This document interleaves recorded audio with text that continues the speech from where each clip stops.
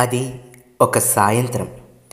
ప్రేమికులు అలాగే అప్పుడప్పుడు వచ్చే సందర్శకులతో పార్క్ అంతా సందడిగా ఉంది. గుబూరు పొదల దగ్గర ఓ బెంచిపై ఒంటరిగా కూర్చొనుంది సునీత, తను ప్రేమించిన మోహన్ కోసం ఎదురుచూస్తూ. హడావిడిగా మోహన్ వచ్చి సునీత కూర్చున్న బెంచ్ మీద కూర్చున్నాడు. ఆమె పక్కన కూర్చోవడం చూసి సునీత ఇలా అంటుంది, ఏమైంది ఇంత ఆలస్యం? మాటల్లో చికాకు, కోపంగా అంది సునీత. ఆమె మాటల్లో ఆ ఆకస్మిక మార్పెందుకొచ్చిందో అర్థం కాలేదు మోహన్కు. ఏమైంది సునీత? ఆమె భుజాలపై చెయ్యేస్తూ అన్నాడు మోహన్.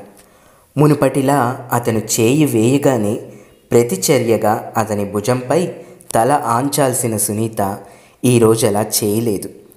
దీన్ని వెంటనే పసిగట్టిన మోహన్, సీరియస్ విషయమా అనుకుంటూ, ఏమైందిరా, నువ్వు మాట్లాడకుండా అలా ఉంటే నాకెలా అర్థమవుతుంది అన్నాడు. విసురుగా మోహన్ వైపు తల తిప్పి అతని కళ్ళల్లోకి చూస్తూ, నీకోసం ఎంతసేపటి నుంచి వెయిట్ చేస్తున్నానో తెలుసా? ఎప్పుడు చెప్పారమ్మని? ఇప్పుడా నువ్వు రావడం? ఇప్పుడే ఇలా బాధ్యతారహితంగా వ్యవహరిస్తున్నావు. ఇక మన పెళ్ళయ్యాక ఎలా ఉంటావో ఊహిస్తే క్లియర్గా కనిపిస్తుంది మన ఫ్యూచర్ అని కోపంగా మాట్లాడింది సునీత. సునీత నుండి ఊహించని ఆ స్పందనకు మోహన్కి నోట మాట రాలేదు. ఏంటి, ఏం మాట్లాడావు అని తనే అడిగింది. నువ్వు ఆలస్యంగా ఎన్నిసార్లు రాలేదు సునీత? నువ్వు ఆలస్యంగా వచ్చినప్పుడు నేను ఇలా అన్నానా?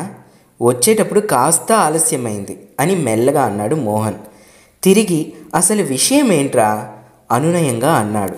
అప్పటి వరకు తమ పెళ్లి జరగదన్న నిరాశతో కోపంలో ఉన్న సునీత మోహన్ అనునయంగా మాట్లాడేసరికి కోపం కాస్త మాయమవుతుంది. నీరసంగా మోహన్ భుజంపై తలానించి, అంతా అయిపోయిందిరా, మన పెళ్లి జరగదు అంది. భుజంపై తల పెట్టిందంటే కోపం పోయినట్టే అని మురిసిపోయాడు మోహన్. కానీ అంతలోనే next episode wait and watch.